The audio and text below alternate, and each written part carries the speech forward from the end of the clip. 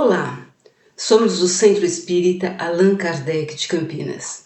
Estamos aqui para mais um estudo do Evangelho. Antes, vamos elevar nossos corações ao alto, agradecendo a Deus imensamente por essa oportunidade de mais um estudo do Evangelho de Jesus. Que nós possamos compreender na sua plenitude todo o ensinamento que o Mestre quer nos passar hoje. Que esses ensinos penetrem em nossos corações, em nossas mentes, para que possamos colocá-los em prática, galgando assim patamares maiores em nossa evolução. Hoje nós vamos dar continuidade ao capítulo 5, Bem-aventurados os aflitos. E esse capítulo nós iniciamos na semana passada e devemos ter mais algumas semanas de estudo, porque ele é bem longo, ele tem 31 itens, são 13 mensagens psicografadas pelos espíritos superiores, tamanha é a importância do tema. E é um tema que é inerente a todos nós, porque todos nós sofremos. Nesta parte do Evangelho, nós começamos a compreender as bem-aventuranças de Jesus, aqueles discursos que Jesus fazia no monte, conhecido como Sermão do Monte, é o texto mais importante do Novo Testamento, porque ele traz a essência do cristianismo. É, sem sombra de dúvida, o núcleo da mensagem de Jesus e representa os principais pilares da nossa fé. Nesse capítulo, o Evangelho nos esclarece sobre a justiça das aflições, porque uns sofrem mais do que os outros, levando a nos entender essa desigualdade de sofrimento. E se Deus é soberanamente bom e justo, não pode agir por capricho, com parcialidade. As agruras da vida, então, elas têm uma causa, e se Deus é justo, essa causa é justa também, é isso que estamos entendendo. Jesus esclarece aos aflitos que as compensações do sofrimento só podem se realizar em vida futura. Nós temos que entender o significado da dor com uma visão mais ampliada, não é? Sob a luz da dimensão espiritual. Porque se pensarmos que tudo termina no túmulo, então qual o sentido que tem para aqueles que sofrem a vida inteira, aqueles que já nascem sofrendo e chegam ao túmulo sofrendo? Vocês conhecem pessoas assim? Será que Deus nos criaria apenas para sofrer? No estudo da semana passada, nós entendemos que as causas dos problemas pelas quais passamos podem estar, então, nesta vida, erros cometidos nessa vida, ou originado em vidas passadas. Nós aprendemos que dentro dos planos que Deus tem para nós, e vamos lembrar, Deus nos criou espíritos simples e ignorantes para galgar, chegar à pureza, não é, espiritual.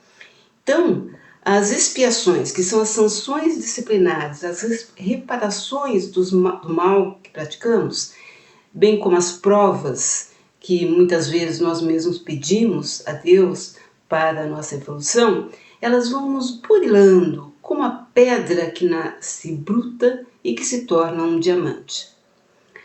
Precisamos acolher o sofrimento e refletir para procurar o seu significado. Porque toda dor tem o seu caráter terapêutico de aprendizado. E é isso que nós precisamos ver. Nessa semana, nós vamos esclarecer sobre algumas dúvidas importantes desse tema, como, por exemplo, como nós devemos nos comportar diante do sofrimento? Temos que nos conformar e esperar o sofrimento passar passivamente? Nós podemos nos lamentar? Podemos nos queixar? Podemos buscar ajuda? Se a dor acelera o nosso crescimento espiritual, então quanto mais aumentarmos essa dor, mais vamos evoluir, não é mesmo? Se pudermos ter um sofrimento voluntário, será? Se o sofrimento liberta das faltas passadas, então nós não podemos ajudar quem sofre. Temos que deixá-lo sofrer? Se o ajudarmos, nós estaremos interferindo nos desígnios de Deus? Vejam que são dúvidas pertinentes. Nós vamos tentar esclarecer. Então, prestemos bem atenção ao que diz o Evangelho. Primeiro vamos falar da resignação, no item 12 desse capítulo 5, para quem quiser estudar depois, um pouco mais, se aprofundar. Por essas palavras, bem-aventurados os aflitos, pois que serão consolados, Jesus aponta a compensação que hão de ter os que sofrem e a resignação que leva o sofredor a aguentar com serenidade, sabendo que as dores deste mundo são o pagamento da dívida de faltas passadas ou provas que aceleram nossa evolução, como nós falamos. Suportadas pacientemente na terra, essas dores nos poupam séculos de sofrimentos na vida futura. É a libertação. Mas se o homem, ao quitar-se de um lado, endivida-se do outro, poderá atrasar a sua libertação. Assim, se nós ficarmos murmurando o tempo todo nas aflições, se não as aceitarmos como algo que devemos ter merecido, se acusarmos a Deus de ser injusto, nossa dívida vai aumentar, mais dívida nós vamos contrair. E perderemos o fruto daquilo que já conquistamos em termos da colheita do sofrimento. Aí nós vamos ter que recomeçar, como se ao pagarmos uma dívida com muito sacrifício, nós contraíssemos outra de igual valor. Nós podemos suavizar ou aumentar o amargor das nossas provas pela maneira como nós encaramos o sofrimento. Se encararmos pelo prisma da vida espiritual, nós veremos a dor como um ponto no infinito, compreendendo-lhe a curta duração e reconhecendo que esse penoso momento logo passará. É o bem sofrer que fala o Evangelho. Nós temos que saber sofrer. Aquele que tem a certeza de que Deus não coloca fardos pesados sobre ombros fracos, não é? E que acredita em um futuro próximo feliz, longe de ficar se queixando o tempo todo, se lamuriando, perturbando a todos que estão em sua volta com as suas queixas, não é? Ele ora com fervor e agradece a Deus pelas dores que o faz evoluir espiritualmente. Já para aquele que vê a vida apenas corpórea, que se sente vítima do infortúnio, a dor parece interminável e o oprime com todo o seu peso. A inveja, o ciúme e a ambição que nutre em relação aos que julga serem mais felizes que ele, faz com que voluntariamente ele se condene à tortura e aumente ainda mais as suas misérias e as suas angústias. Além disso, nós sabemos que o constante pensamento negativo, ele tem reflexos danosos sobre o nosso corpo físico, anulando as nossas defesas. Além do que, a gente acaba atraindo espíritos inferiores que se afinizam, se comprazem com esse tipo de pensamento negativo. O espírito de Manuel, mentor de Chico Xavier, no livro Pão Nosso, psicografado pelo Chico, no item 88, fala o seguinte: bem-aventurado o espírito que compreende a correção do Senhor e a aceita sem relutar. Raras, todavia, são as criaturas que conseguem entendê-la e suportá-la. Por vezes, a repreensão generosa do alto, símbolo de desvelado amor, atinge o campo do homem, traduzindo a advertência sagrada e silenciosa. Mas na maioria das ocasiões, a mente encarnada repele o aguilhão salvador, mergulha dentro da noite da rebeldia, elimina possibilidades preciosas e qualifica de infortúnio insuportável a influência renovadora, destinada a clarear-lhe o escuro e triste caminho. Aqueles que compreendem as correções do Todo Misericordioso reajustam-se em círculo de vida nova e promissora. Vencida a tempestade íntima, revalorizam as oportunidades de aprender, servir e construir. Assim, quando a correção do Senhor alcançar teu caminho, aceita-a humildemente, convicto de que constitui verdadeira mensagem do céu. bonita, não é? Portanto, é no momento de dor que nós precisamos demonstrar a nossa força. É quando Deus nos pede um testemunho de fé. Crer em Deus quando a gente está bem, quando a gente está tranquilo, sem sofrimento, é fácil.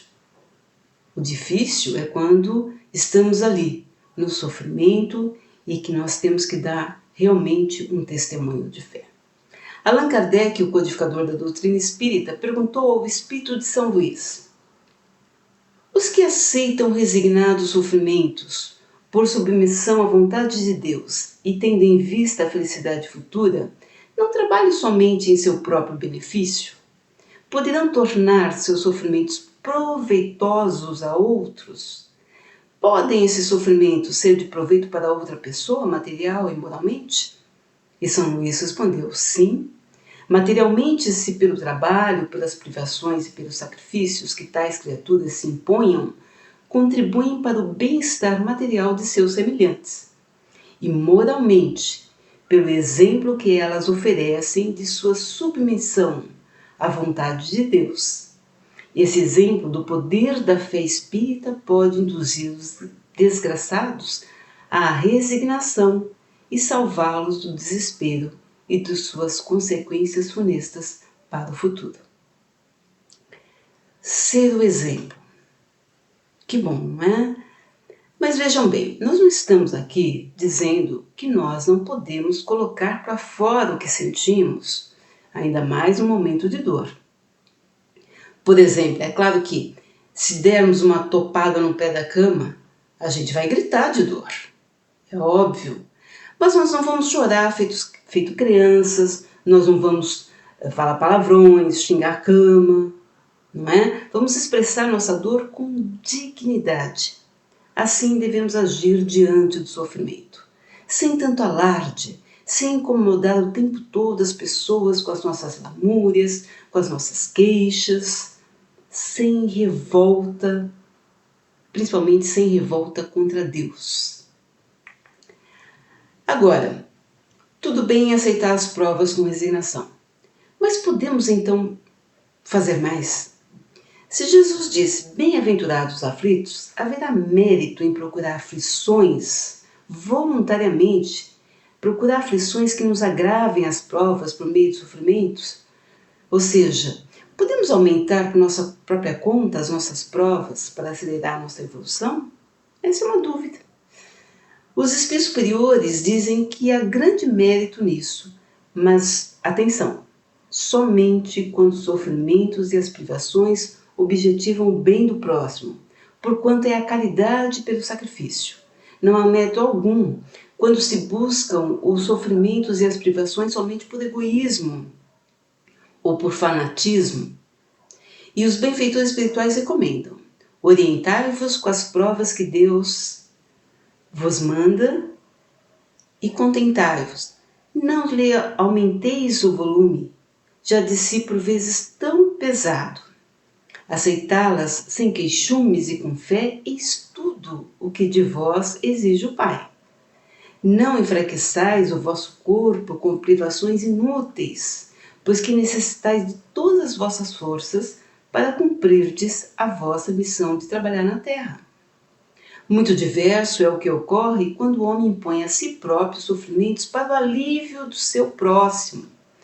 Se suportardes o frio e a fome para aquecer e alimentar alguém que precise ser aquecido e alimentado, se deixais os vossos aposentos perfumados para irdes a mansarda infecta levar a consolação, se privais do sono para velar a cabeceira de um doente, vós, enfim, que despendeis a vossa saúde na prática das boas obras, tendes em tudo isso o vosso suplício, um verdadeiro e abençoado suplício. Assim estará fazendo um sacrifício que Deus abençoa. Uma outra pergunta que surge nesse contexto é a seguinte: se passar por provas significa crescimento espiritual, é lícito a um homem abrandar as suas próprias provas? Por exemplo, é lícito aquele que se afoga procurar salvar? ao que está doente chamar o médico? Ora, as provas têm por fim também exercitar a inteligência tanto quanto a paciência e a resignação. Um homem pode nascer numa posição penosa e difícil, precisamente para se ver obrigado a procurar meios de vencer as dificuldades. O mérito consiste em sofrer sem murmurar, as consequências dos males que não lhe seja possível evitar, em perseverar na luta, em não se desesperar, mas nunca, porém, se lançar a uma negligência, uma preguiça, não é? Isso não seria uma virtude. Deus nos facultou a inteligência e colocou o progresso material ao nosso alcance justamente para procurarmos a melhoria. Ora, por que a medicina avança tanto, a ciência avança tanto? É lícito, pois, lutarmos pelas soluções, desde que essas, obviamente, não prejudiquem aos outros e que estejam dentro das leis morais. Portanto, pensar que, estando na Terra para espiar, cumpre que as provas sigam seu curso sem nada a fazer para atenuá-las, ou pior, que devemos contribuir para que elas sejam ainda mais proveitosas, tornando-as mais vivas, tomando mais dores, é um grande erro. É certo que as nossas provas têm que seguir o curso que Deus lhes traçou. Mas nós conhecemos esse curso. Nós sabemos até onde as provas têm de ir. Sabemos se o nosso Pai misericordioso não terá designado um fim a elas no momento propício? Uma outra questão que surge também, quando falando dessas provas e expiações, pode alguém colocar um fim às provas do outro, do seu próximo? Ou deve, para respeitar os desígnios de Deus, deixar que sigam seu curso também? E aí, quem nos responde é o Espírito Bernardim no Evangelho. Ele diz o seguinte: sabeis se a providência vos escolheu, não como instrumento de suplício para agravar os sofrimentos do culpado, mas como bálsamo da consolação para fazer cicatrizar as chagas que a sua justiça abrira? Não digais, pois, quando virdes atingido um de vossos irmãos: é a justiça de Deus. Dizei antes: vejamos que meios o Pai misericordioso me pôs ao alcance para suavizar o sofrimento do meu irmão. Vejamos se as minhas consolações morais, o meu amparo material ou os meus conselhos poderão ajudá-lo a vencer essa prova com mais energia, com mais paciência e resignação. Vejamos mesmo se Deus não me pôs nas mãos os meios de fazer que cesse esse sofrimento. Se não deu a mim, também como prova, como expiação, talvez, deter o mal e substituí-lo pela paz. Ajudai-vos, pois, sempre, mutuamente, diz o Espírito Bernardim, nas vossas respectivas provações, e nunca vos considereis instrumentos de tortura. Bem esclarecedor, não é? Ou seja, temos que fazer tudo o que estiver ao nosso alcance para abrandar as nossas provas e a dos outros, mesmo que essas sejam para o nosso crescimento espiritual. Sairemos ganhando todos nós. Muitos também se perguntam: será lícito abreviar a vida de um doente que sofra sem esperança de cura? E esta é uma dúvida constante. Vamos supor, um homem está agonizante, como uma presa de cruéis sofrimentos. Sabe-se que seu estado é desesperador. Será caridoso da nossa parte poupá-lo dessa agonia, apressando-lhe o fim? Recorrer à eutanásia, por exemplo? Categoricamente não. Nós sabemos os planos de Deus? Os médicos nunca erraram nas suas previsões, nos seus diagnósticos? Ainda que o moribundo haja chegado ao último extremo, ninguém pode afirmar com segurança que lhe haja soado a hora derradeira. Deus pode conduzir um homem até as portas da morte do corpo físico, para daí o retirar, a fim de fazê-lo voltar a si e alimentar ideias diferentes daquelas que tinha. E são muitas as experiências de quase morte que nós já vimos, nós conhecemos. Pessoas desenganadas que voltam e que mudam radicalmente sua forma de ser, de pensar sobre a vida, tornando-se mais espiritualistas, passam a rever seus valores sobre o que realmente importa. Eis a obra divina do Senhor. E mesmo que a morte do corpo físico venha a acontecer, nós sabemos que este sofrimento dos últimos momentos ele é importante para a depuração do espírito, para depurar um pouco mais antes da reentrada no plano espiritual, antes da volta à nossa pátria espiritual. Vamos lembrar, meus amigos, como nós já estudamos em Evangelho de semanas anteriores, que a felicidade não é deste mundo. Como nós vimos, não é? Nem a riqueza, nem o poder, nem mesmo a florida juventude são condições essenciais à felicidade. Neste mundo, por mais que se faça, cada um tem a sua parte de trabalho e de miséria a cumprir, sua cota de sofrimento e de decepções. Entretanto, apesar das vicissitudes desta vida terrena, o homem poderia ao menos gozar de relativa felicidade se não a procurasse nos gozos materiais, em vez de procurar nos gozos da alma, que são imperecíveis. Procurar a paz do coração, única felicidade real neste mundo. O homem cria para si tormentos que está nas suas mãos evitar. Aquele que sabe orientar-se, contentar-se com o que tem, que nota sem inveja o que não possui, que não procura parecer mais do que é sempre tranquilo, porquanto se olha sempre debaixo de si e não para cima, vê sempre as criaturas que têm menos do que ele, e assim ele fica calmo, porque não cria para si necessidades quiméricas. E é assim, muitas vezes, nós contraímos os nossos tormentos, não é, gente?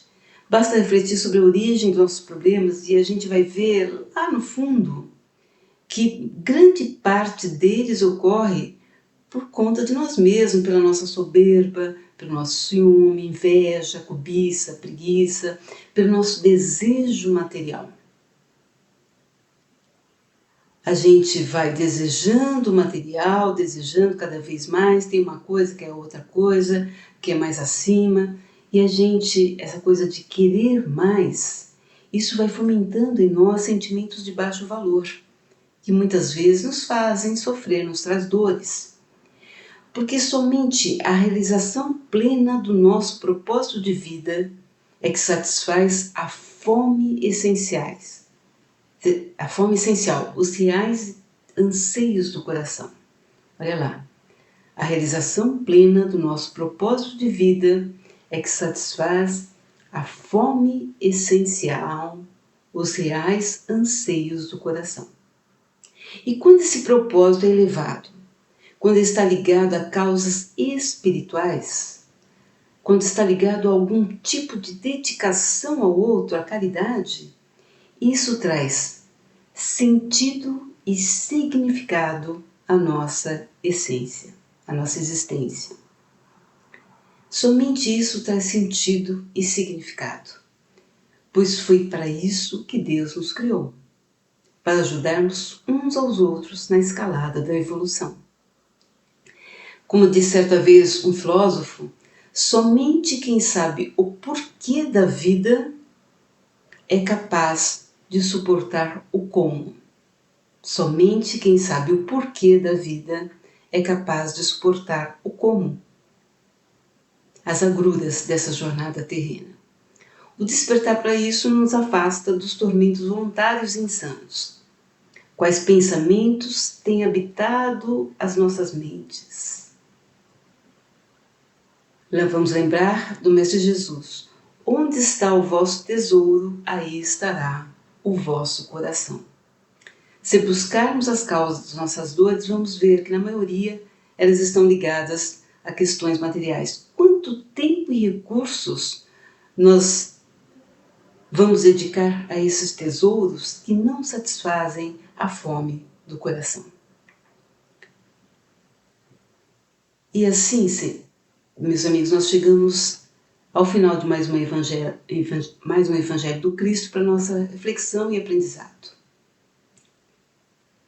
Esse capítulo tão importante que fala das aflições, que nos orienta a suportá-las sem queixas, sem tantas queixas, sem tanta lamúria, com resignação, mas com inteligência, buscando as soluções, ajudando o nosso próximo a amenizar também as dores dele, porque amenizando as dores do outro, nós estaremos nos ajudando. Às vezes, quando estamos com muita dor, muito sofrimento, uma oração nos ajuda tanto, nos alivia tanto. E se for uma oração ainda por outro, isso nos traz ainda mais benefícios. Para encerrar, nós trouxemos um poema da nossa querida e saudosa Terezinha Oliveira, que dedicou toda a sua vida a espalhar os ensinamentos de Jesus e a doutrina dos Espíritos. Este poema ele fala das aflições, trazendo um paralelo com a chuva, não é, que está tão forte nessa época do ano, e o título é A Chuva e a Dor. Se a chuva é recusada pela terra, formam-se o pantanal e a corredeira, que destroem vingativos a hostil hospedeira.